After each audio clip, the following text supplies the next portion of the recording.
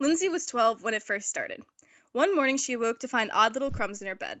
At first she thought they were crackers, but as she was getting dressed for school, she noticed a small little tan O lying on the floor next to her nightstand. It was a Cheerio. She picked it up and looked at it for a moment, its wholesome OD contour seeming perfectly harmless. She threw it away, assuming that her bratty older sister was responsible. Little did she know that it was an omen of the pure mind-bending horror which was soon to follow. That weekend, her mother went shopping. She had gotten in the habit of doing all the grocery shopping for the month at once, so the kitchen was packed full of bags and boxes as the girls went about putting things away. Lindsay was disappointed when she noticed that the only cereal her mother had gotten was Cheerios. It was always Cheerios. 4 economy-sized boxes worth, no less. Lindsay had never liked Cheerios, even though her sister seemed to love them. They were too plain, too boring. She thrust the boxes carelessly up onto the shelf above the refrigerator and went searching through the other bags to see if her mother had gotten anything that was actually edible. Later that night she was tossing and turning in bed, her stomach full of slightly too much Butterfinger ice cream. The house was silent. Everyone else was in bed, or should have been. Lindsay almost dozed off when a soft, dry rustling sound brought her back to wakefulness. At first she thought it was the cat scratching at her door, but as she sat up she realized it was coming from somewhere inside the room. A twinge of fear shivered through her body. They'd never had rats or mice in the house before. Was it a bug? Whatever it was, it sounded big. Lindsay was scared. She felt the urge to huddle underneath her blankets and hide until it went away. Instead, she gathered her courage and reached out to turn on the lamp beside her bed. Just as she touched it, the noise suddenly stopped.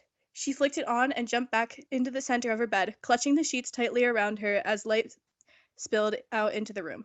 There was nothing there. She peeked carefully over to the sides of her bed, seeing only the rug and a few girls' life magazines. Taking her heaviest pillow to use as a weapon, she got out of bed and padded slowly towards the door. Right as she reached it, she froze. Looking down. Wait, what? There's no comma there. All right. Right as she reached it, she froze, looking down. Peeking out from the crack beneath her round half circle of a Cheerio. Puzzled, she opened the door. Before her loomed a 7-foot wall of Cheerios. They covered the doorway completely as the entire hallway had been filled with them. And they were moving. They were alive and crawling over each other like a mass of legless insects, filling the air with the heavy smell of whole grain oats. Lindsay ran and jumped back onto her bed. She huddled and clutched the pillow over her head and screamed.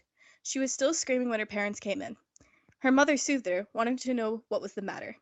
The Cheerios were gone. Lindsay told her that it was just a nightmare. She didn't want them to think she was crazy. After a little while her parents left, her father muttering something about night terrors as they walked back upstairs. When they were gone, Lindsay stuffed her blanket under the crack of the door and sat up with the light on. She tried her best to stay awake all night, but after a few hours she finally fell asleep. When she awoke, there was a handful of crumbs in her bed. For a few weeks afterward, Lindsay was able to sleep on the floor in her sister Susan's room, though she had to use all of her allowance as a bribe. Then her parents found out and made her go back to her own room. Lindsay's dad got her a lock for the door, telling her it would help her to feel safe. It didn't. The very first night she was back in her room, she heard the rustling noise again. She'd kept the lamp on, but this time the light didn't seem to help. She huddled there, watching the door and hoping it would go away. Then the blanket moved. She'd stuffed it under the door again as tightly as she could, but now the corner of it was being pushed back into her room by something on the other side.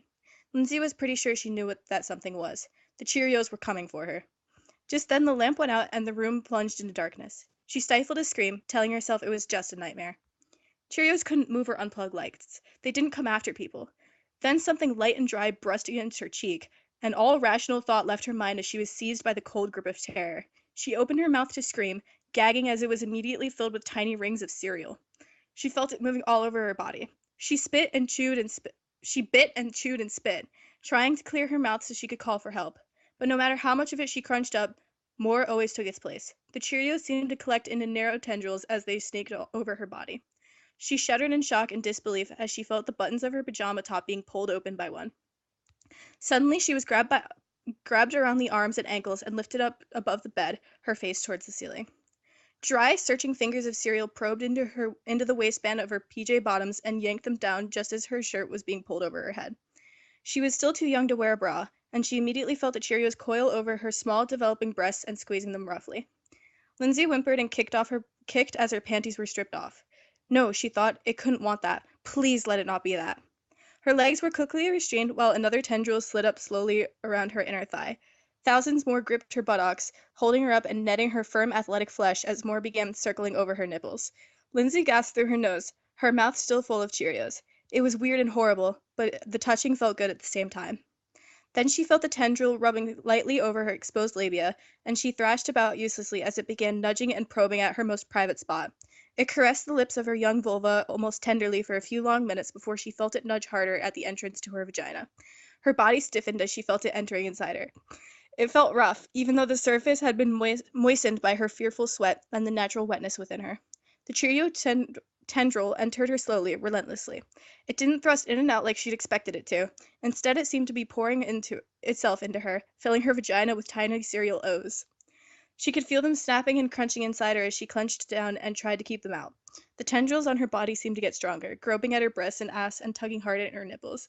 She felt her pussy stretching as it was packed full of rapacious Cheerios, the growing pressure sending mixed tingles of pain and pleasure rippling through her body. Then she felt the presence of yet another narrow tendril rubbing insistently against the tight bucker of her butthole. Lindsay came as it pushed inside of her body shivering uncontrollably as she was reluctantly overcome by pulsing waves of ecstasy. At that moment, there was a quiet knock on the door. Her mother's voice called out, asking if she was okay. The Cheerios quickly drew away, vanishing into the darkness just as abruptly as they'd arrived. Lindsay could still feel some remnants in her vagina and her ass as she got up weakly and pulled her PJs back on. Her mother looked concerned when Lindsay opened the door, but the explanation of another nightmare seemed to put her at ease. When she'd gone back up to bed... ...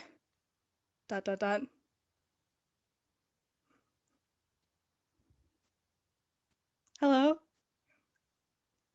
Was I left alone? That changed my life, I'm not gonna lie. I'm so bad at reading. I didn't read past the first sentence, and that was I'm so sorry, I'm so bad at reading. What? You mean hot checking? I was not expecting it to go in that direction. I thought it was gonna be a dumb joke about ha ha ha ha ha ha ha ha Cheerios are funny, but it wasn't. So No, I was actually expecting it to go. Patrick, you weren't only expecting; you wanted it to go like that. That changed my life. That was I'm so bad at reading. Gabe, where did you find that? I on an internet website. I don't know how I feel. Yeah, Gabe. I did. I swear to fuck. It's got 158 hearts or 56. No, 58. Fucking.